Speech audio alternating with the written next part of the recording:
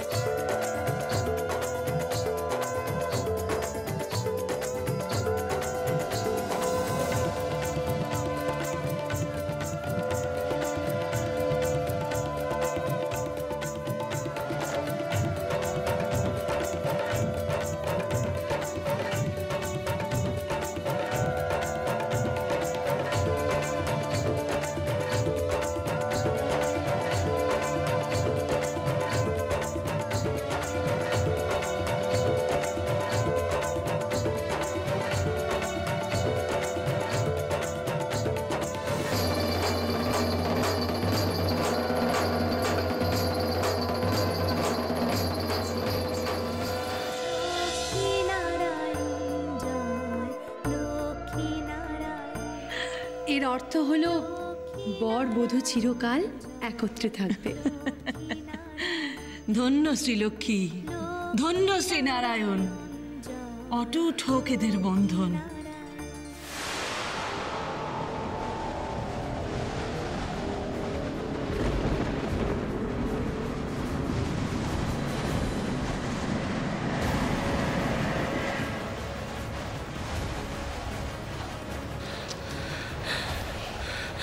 হঠাৎ কি হলো? মনে হচ্ছে ঝড় উঠেছে।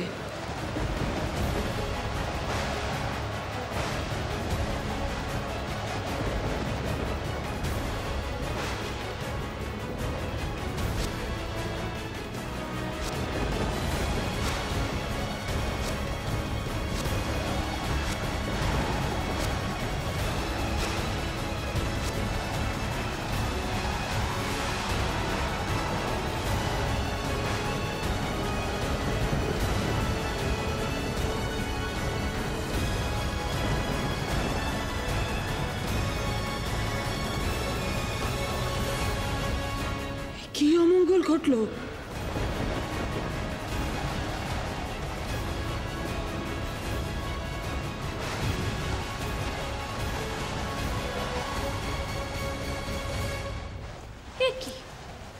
এই অসময়ে অন্ধকার হয়ে গেল কেন?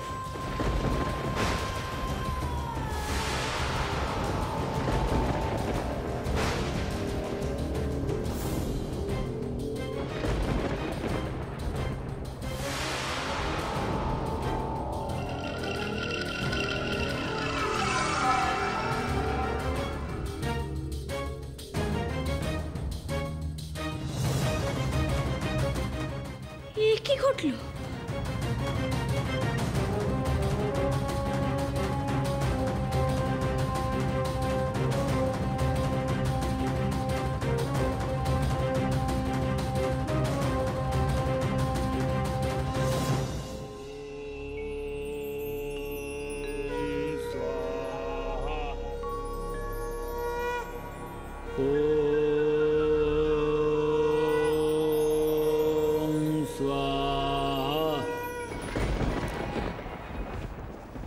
স্বামী, শ্রীলক্ষ্মী আর নারায়ণের বিবাহে নানা বিপত্তি দেখা দিচ্ছে। আচার অনুষ্ঠান পালনের সময় নানা অশুভ লক্ষণ প্রকাশিত হচ্ছে। কেন কেন এমন বারবার হচ্ছে স্বামী? কার কুনজর পড়ছে এই বিবাহে? দেবী অলক্ষ্মীকে তো এই বিবাহ অনুষ্ঠান হতে দূরে রাখা হয়েছে। তাহলে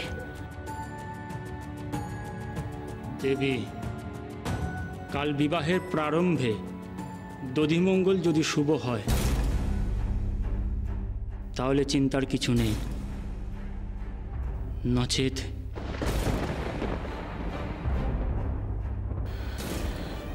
নচেত কি মুনিবর? স্বয়ং বিপদভঞ্জন মধুসূদনে বিবাহ।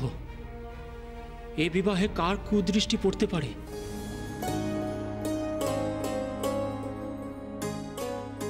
আমরা বৃথাই উদ্বিগ্ন হচ্ছি অরুন্ধতী। তুমি কাল দধিমঙ্গলে সুরভি গাভী মাতার দুগ্ধ দ্বারা দধি প্রস্তুত করো।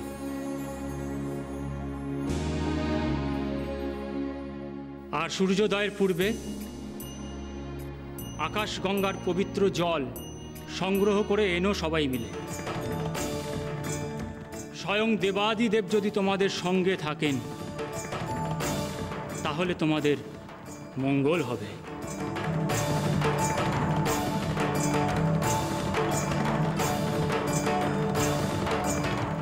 তাই হবে স্বামী।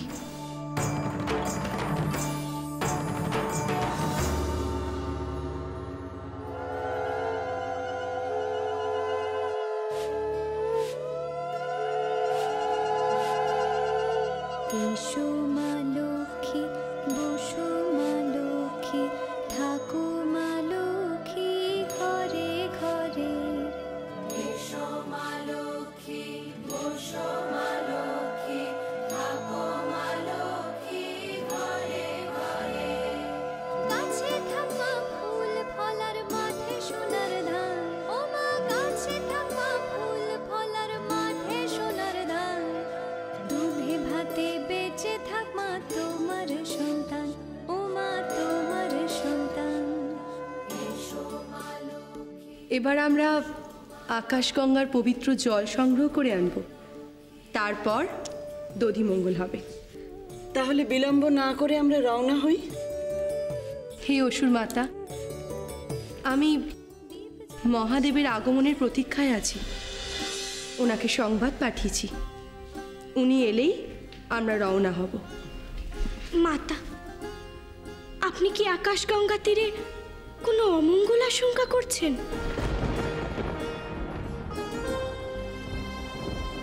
দেবী, মহর্ষি বশিষ্ঠ বলেছেন স্বয়ং বিপদভঞ্জন মধুসূদনের বিবাহে কার এত ক্ষমতা যে বাধা সৃষ্টি করবে? দুশ্চিন্তা করো না দেবী, সকল অমঙ্গল দূর হবে।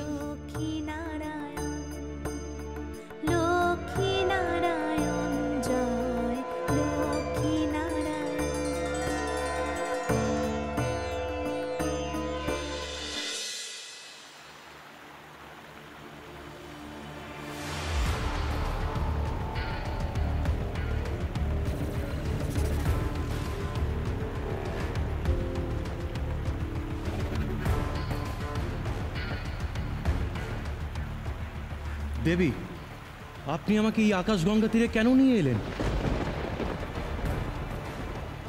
হে শনিদেব, আপনি দেবাদিদেব মহাদেবের আশীর্বাদ ধন্য। স্বয়ং মহাদেব আপনাকে দায়িত্ব দিয়েছিলেন জীবের কর্মফল নির্ধারণ করে সুবিচার প্রদান করার।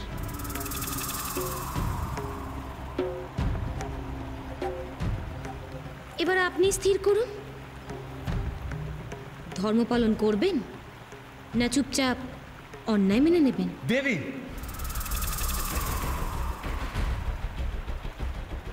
আমার নিকট ধর্ম পালন অপেক্ষা বৃহৎ কিছু নেই।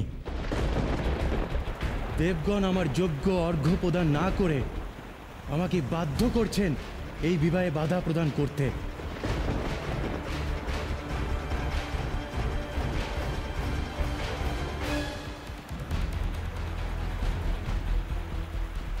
তাহলে নিজ ধর্ম অনুযায়ী আপনি চলুন শনিদেব। এই বিবাহ নিয়ে আমি আর কোনরূপ মন্তব্য করতে চাই না। নইলে সকলে মিলে কপিল মুনির সম্মুখে আমাকে দোষী সাব্যস্ত করবে। আমাকে এবার বিদায় দিন শনিদেব।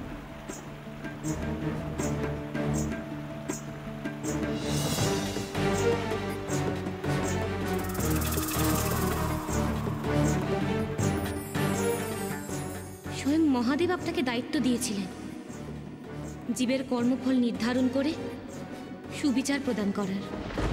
এবার আপনি স্থির করুন, ধর্ম পালন করবেন না চুপচাপ অন্যায় মেনে নেবেন। প্রত্যেকেরই স্বধর্ম পালনের অধিকার আছে, আমারও আছে, আমারও আছে, আমারও আছে।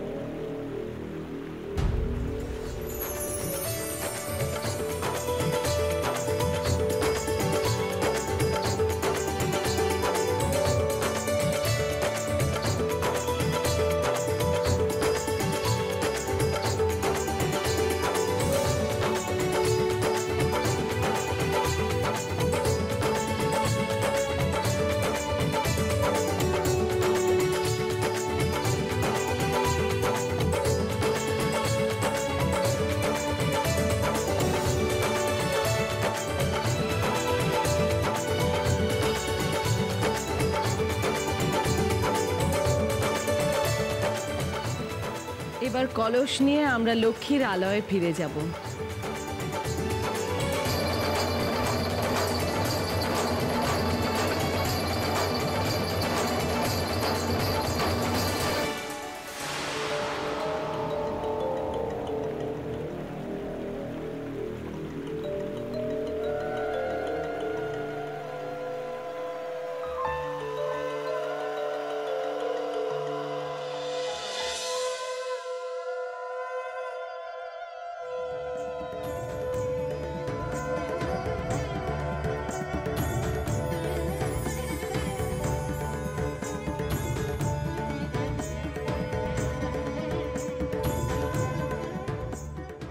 কলসগুলো সব এই স্থানে রাখো।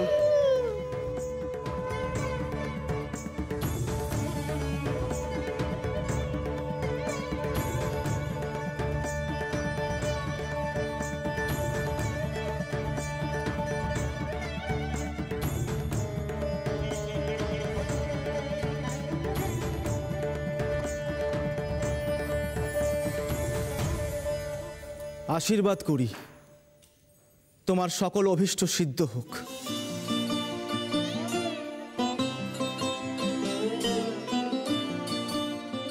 এই পবিত্র আকাশগঙ্গার বাড়ি তোমার বিবাহ অনুষ্ঠানে ব্যবহৃত হয়ে এই বিবাহকে আরো পবিত্র করবে।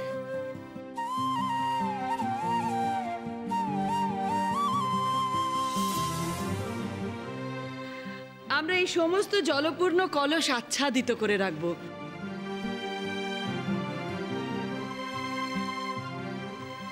বিবাহের সময় বর বেশে শ্রী নারায়ণ স্বয়ং চতুর্দিকে বাড়ি সিঞ্চন করবেন।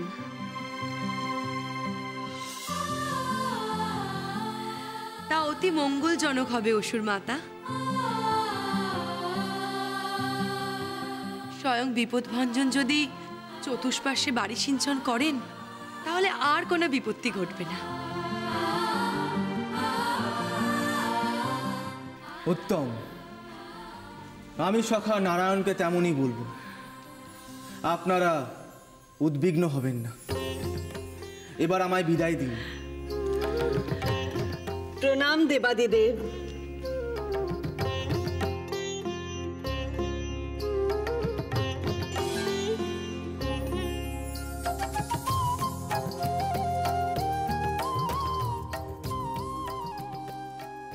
হে অসুর মাতা, এবার আমি ঋষিপত্নীগণকে সঙ্গে নিয়ে দধি সংগ্রহে যাব।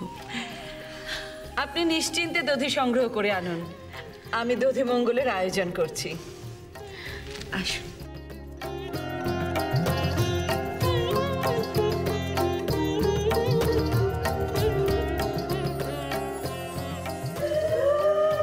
যক্ষিণীগণ, তাম্বুল পত্র দ্বারা এই সমস্ত কলস আচ্ছাদিত করে কক্ষে নিয়ে এসো। এসো।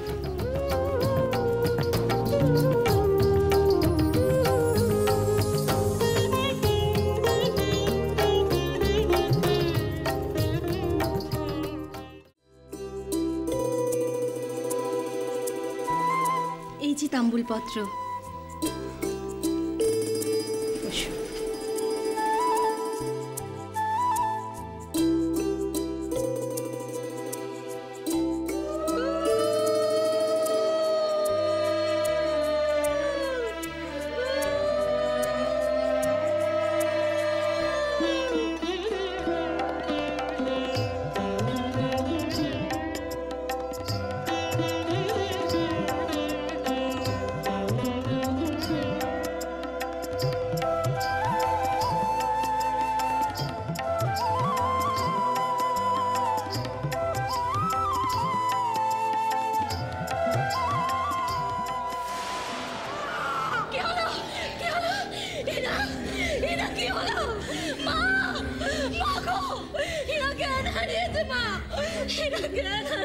কি হয়েছে যক্ষিণীগণ?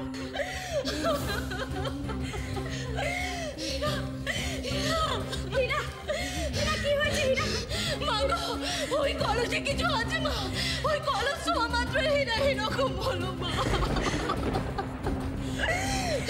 মাতা, এদিকেও অমঙ্গল হয়ে গেছে অসুর মাতা। দধি মঙ্গলের সকল দুধ ছানা কেটে গেছে। কেন বারংবার এমন অঘটন ঘটছে মাতা? এই কার ক্রোধের ফল? আমি তো চেয়েছিলাম আমার বিবাহে সকলে মিলে আনন্দ করুক।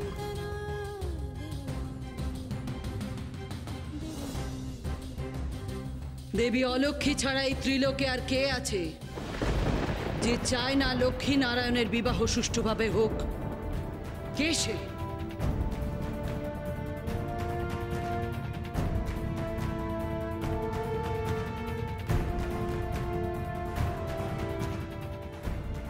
কি বলছো নারদ? কার এত বড় স্পর্ধা? কে ঘটাচ্ছে এসব? সেটাই তো বুঝতে পারছি না প্রভু। দেবী অরুন্ধতী ও অসুর মাতা দ্বিতীয় এ নিয়ে বিশেষ চিন্তিত হয়ে পড়েছেন।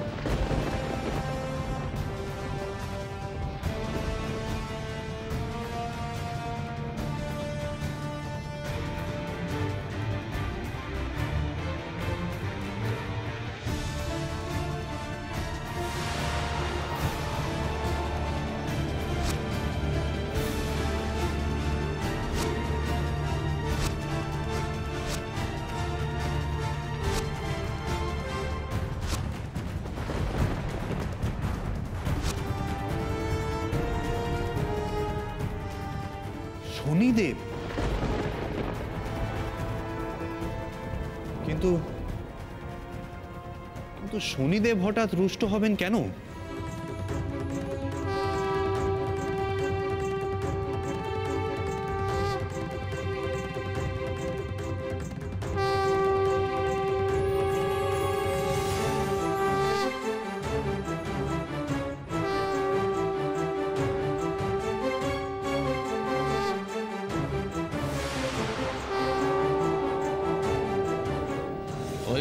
লক্ষ্মীনারায়ণের বিবাহ, এই ক্ষেত্রেও শনিদেবকে অর্ঘ্য প্রদান করতে হবে। এই বিধি লক্ষ্মীনারায়ণের বিবাহে অপ্রয়োজনীয় দেবগুরু। এসবই ঘটছে শনিদেবের দৃষ্টির কারণে। শনিদেবকে অর্ঘ্য দান না করে দেবগণ অন্যায় করেছেন। নারদ, তুমি এ বিষয়ে শ্রীলক্ষ্মীকে কিছু জানিও না। আমি স্বয়ং শনিদেবকে শান্ত করব। তুমি শুধু শ্রীলক্ষ্মীকে বলবে, দেবগণ যতই আপত্তি করুক, শ্রী যেন শনিদেবকে তার প্রাপ্য অর্ঘ্য দান করে। যথা আজ্ঞা প্রভু।